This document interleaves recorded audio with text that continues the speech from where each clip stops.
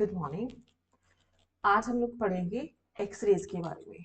X-rays क्या होती हैं, कॉन्टिन्यूअस एक्सरेज क्या होती हैं और कैरेक्टरिस्टिक्स एक्सरेज क्या होती है। सबसे पहले हम देखते हैं एक्सरेज क्या होती है।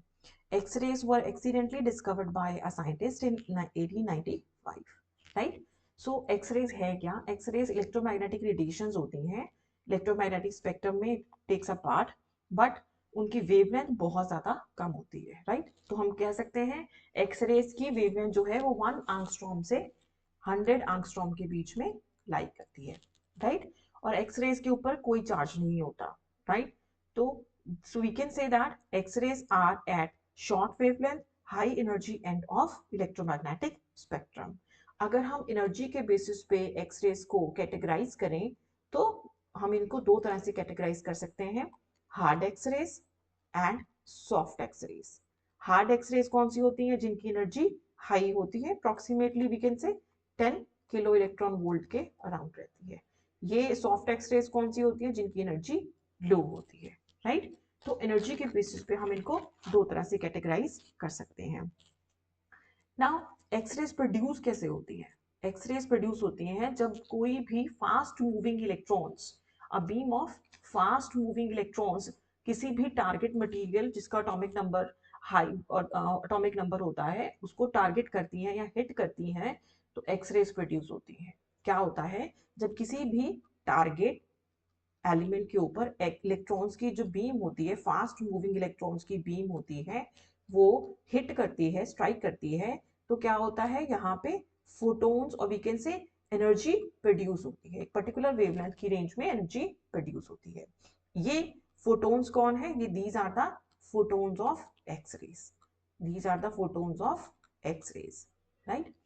अब हम पढ़ते हैं प्रोडक्शन के बेसिस पे हम एक्सरेज को कैसे कैटेगराइज कर सकते हैं, राइट। आप इसको कैसे प्रोड्यूस करते हो उसके बेसिस पे एक्सरेज को हम दो तरह से कैटेगराइज कर सकते हैं।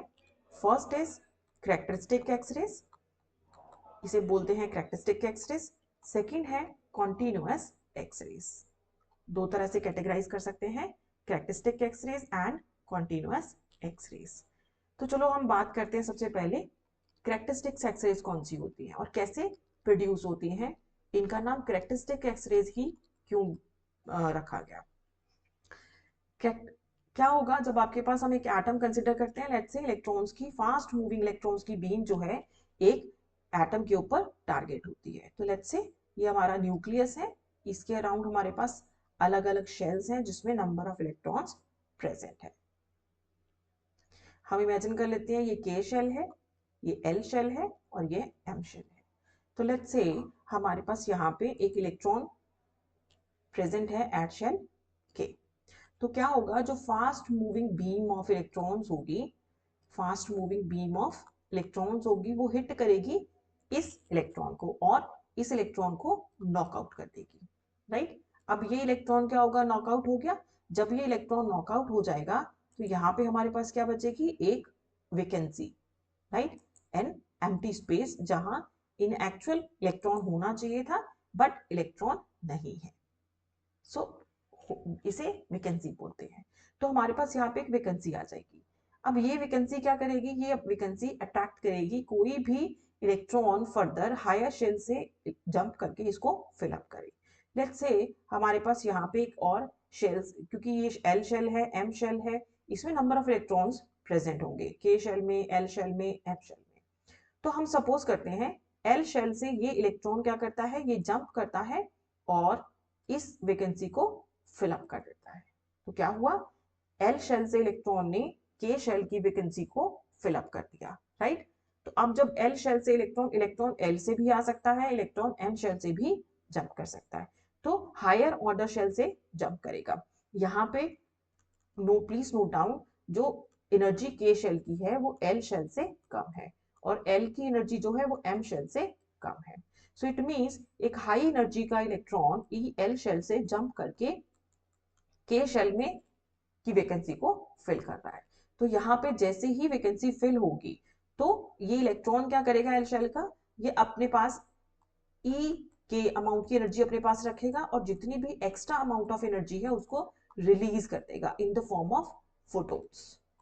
अब कितनी एनर्जी रिलीज होगी? That will be equal to E energy of electron in L shell minus energy of electron in K shell. तो जितना भी ये डिफरेंस आएगा एनर्जी का, उसी एनर्जी का फोटोन जो होगा वो रिलीज हो जाएगा, राइट। तो अब ये फोटोन क्या है, this photon is a photon of x-rays, this photon is a photon of x-rays. तो यहाँ पे एक्स रेज प्रोड्यूस होती हैं। सो हो क्या रहा है, एक इलेक्ट्रॉन्स की बीइंग ने क्या किया, किसी भी शेल से इलेक्ट्रॉन नॉकआउट हो सकता है, के शेल से, एल शेल से, एम शेल से। हमने इमेजिन किया बीम ऑफ इलेक्ट्रॉन ने के शेल से इलेक्ट्रॉन को नॉकआउट किया, तो अब वहां पे वैकेंसी क्रिएट हो गई। इस वैकेंसी को फिल करने के लिए एल या एम किसी से भी कोई इलेक्ट्रॉन क्या करेगा, जंप करके इसको फिलअप करेगा। हमने इमेजिन किया कि एल शेल से एक इलेक्ट्रॉन आया और उसने जंप करके के शेल की वैकेंसी को फिलअप कर दिया। अब इलेक्ट्रॉन की एनर्जी एल शेल में ज्यादा है, के में जाने के लिए उसको कम एनर्जी चाहिए, तो इलेक्ट्रॉन क्या करेगा, जितनी एनर्जी उसको रिक्वायर्ड है अपने पास रखेगा और जितनी एक्स्ट्रा अमाउंट ऑफ एनर्जी है उसको इन the form of photons release कर देगा, राइट। तो अब वैकेंसी कहाँ क्रिएट हो गई, एल शेल में। अब एल की वैकेंसी फिल करने के लिए एम से, एन से, किसी हायर शेल से और इलेक्ट्रॉन जंप करेगा और ये प्रोसेस होता रहता है। और यहाँ पे आपके पास फोटोन्स, डिफरेंट डिफरेंट एनर्जी के फोटोन्स जो होंगे प्रोड्यूस होने शुरू हो जाते हैं। These photons are called as photons of x-rays, right. अब अगर आपके पास इलेक्ट्रॉन जंप कर रहा है एल से to fill up the vacancy in K shell, तो हम उस फोटोन्स को या उन रेडिएशन को क्या नाम देंगे, या उन एक्स रेज को हम क्या नाम देंगे, दीज आर कॉल्ड एज के अल्फा और के एल एक्स रेज, क्योंकि एल शेल से इलेक्ट्रॉन जंप करके के में गया और इसे के अल्फा एक्स रेज भी कह देते हैं, ठीक है। तो इस फोटोन की एनर्जी को हम लिखेंगे कैसे, एच न्यू किसके बराबर होगा, h nu of K alpha will be equal to delta of E, that is equal to E L minus E K. अब जो एल शेल में वैकेंसी क्रिएट हुई है, अब इमेजिन करते हैं इलेक्ट्रॉन एम से जंप करके इस वैकेंसी को फिल अप कर रहा है यहाँ पे, राइट। तो अब आपके पास जो फोटोन प्रोड्यूस होगा उसको बोलते हैं हम के बीटा और के एम एक्स रेज, इन्हें बोलते हैं के बीटा के एम एक्स रेज। तो इसकी एनर्जी किसके बराबर होगी, K beta delta E, that is equal to energy of M shell minus energy of L shell. And ऐसे ही नंबर ऑफ प्रोसेसेस हमारे पास होते रहेंगे, राइट। तो आपके पास सिमिलरली हमारे पास एनर्जीज आएंगी, अगर के, सॉरी यहाँ पे इसे के नहीं, इसे एल बोलेंगे, क्योंकि ये एल से जंप कर एल की वैकेंसी को फिल कर रहा है। तो हम रेडिएशन का नाम जो देंगे वो शेल के नाम से देंगे, जिस शेल पे आके वो जंप कर रहा है। तो ये होगी हमारी एल अल्फा और L M radiation, right. L alpha ले लेते हैं हम इसका नाम। सो ये एल अल्फा रेडिएशन की एनर्जी रहेगी। अगर एन से जंप कर रहा है तो वो बनेगी आपके पास, एन से जंप करके एम को फिल कर रहा है तो वो एम अल्फा रेडिएशन बनेगी। इसी तरह से नंबर ऑफ फोटोन्स जो होंगे हमारे पास प्रोड्यूस होते रहेंगे, जिनको हम अलग अलग नाम देके भी रिप्रेजेंट कर सकते हैं। फॉर मोर क्लैरिटी मैं आपको एक प्रेजेंटेशन दिखाती हूँ। This is how x-rays are produce.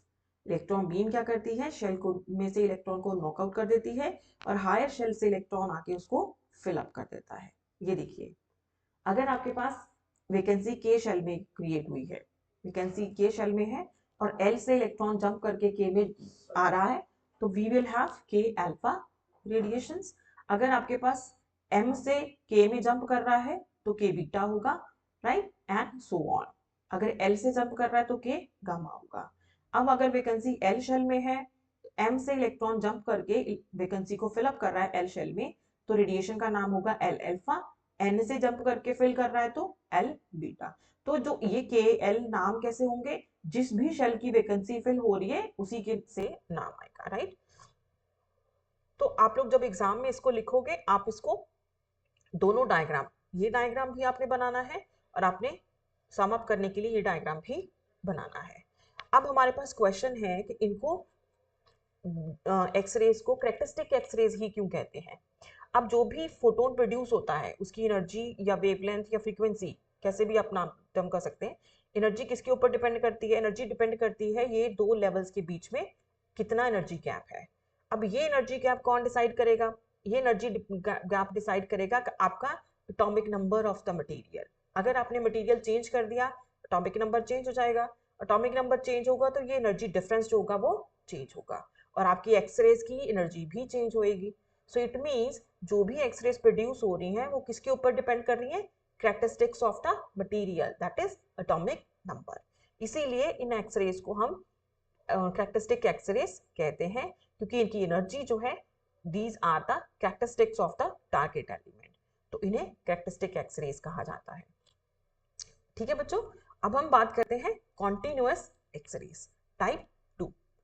अब कॉन्टिन्यूअस एक्सरेज क्या होती हैं, इनको कॉन्टिन्यूअस एक्सरेज ही क्यों कहा जाता है? सो सेकेंड टाइप है हमारे पास कॉन्टिन्यूअस एक्सरेज। अब आपके पास क्या होगा, एक्सरे बीम जो है, लेट्स से हम इमेजिन करते हैं एक एक्सरे बीम क्या करती है, पेनिट्रेट करती है एक टारगेट एलिमेंट में, राइट? तो again similar kind of diagram हम ड्रॉ करेंगे। लेट्स से ये हमारे शेल है और यहाँ हमारे पास ओरिजिन है। तो एक हाई स्पीड और fast moving beam of electrons जो है टारगेट करती है एटम के ऊपर, और यू कैन से मटेरियल के ऊपर वो टारगेट करेगी। अब न्यूक्लियस पॉजिटिव चार्ज है, इलेक्ट्रॉन्स क्या है, नेगेटिवली चार्ज है, तो क्या होगा, ये जो इंसिडेंट इलेक्ट्रॉन है वो हमेशा अट्रैक्ट होगा टूवर्ड्स द न्यूक्लियस। अब वो अट्रैक्शन से क्या होगा, और you can say electrostatic attraction वहां पे एग्जिस्ट करेगी। तो इससे क्या होता है, ये जो इलेक्ट्रॉन की बीम आ रही है ये अपना पाथ जो है वो डिफ्लेक्ट कर लेती है, right? So the electron will be deflected and hence slow down. अब जब इलेक्ट्रॉन डिफ्लेक्ट होगा तो क्या होगा, ये अपनी एनर्जी जो है इन the form of photons release करता रहेगा। कब तक रिलीज होगा, जब तक इसकी एनर्जी खत्म नहीं हो जाती। सो हो क्या रहा है, इलेक्ट्रॉन बीम जो है जैसे ही टारगेट एलिमेंट में पेनिट्रेट करती है, क्योंकि न्यूक्लियस पॉजिटिवली चार्ज है, इलेक्ट्रॉन्स नेगेटिवली चार्ज है, इलेक्ट्रोस्टैटिक अट्रैक्शन यहाँ पे एग्जिस्ट करती है, जिसके कारण ये बीम जो है वो अपने पाथ से डिफ्लेक्ट हो जाती है। जैसे ही बीम डिफ्लेक्ट होती है ये स्लो डाउन होना शुरू हो जाती है। स्लो डाउन मीन्स बीम की जो एनर्जी है वो रिलीज होनी शुरू हो जाती है, लॉस होनी शुरू हो जाती है। एनर्जी रिलीज कैसे होगी, इन the form of photons release होगी, जब तक कि आपके जो इलेक्ट्रॉन बीम है इसकी एनर्जी फिनिश नहीं हो जाती, खत्म नहीं हो जाती। इस प्रोसेस को और भी नाम देते हैं, इसे बोलते हैं ब्रेमस्ट्रॉलिंग इफेक्ट। ब्रेमस्ट्रॉलिंग इफेक्ट आपको शॉर्ट क्वेश्चन में भी पूछा जा सकता है, what is bremsstrahlung effect? This deflection and loss of energy, इस प्रोसेस को क्या बोलते हैं, ब्रेमस्ट्रॉलिंग इफेक्ट कहते हैं, राइट? अब ये लॉस ऑफ एनर्जी इलेक्ट्रॉन की कैसे एमिट होती है, एक्सरेज की फॉर्म में एमिट होती है, जिसे हम बोलते हैं कॉन्टिन्यूअस एक्सरेज। इन्हें बोलते हैं कॉन्टिन्यूअस एक्सरेज, राइट?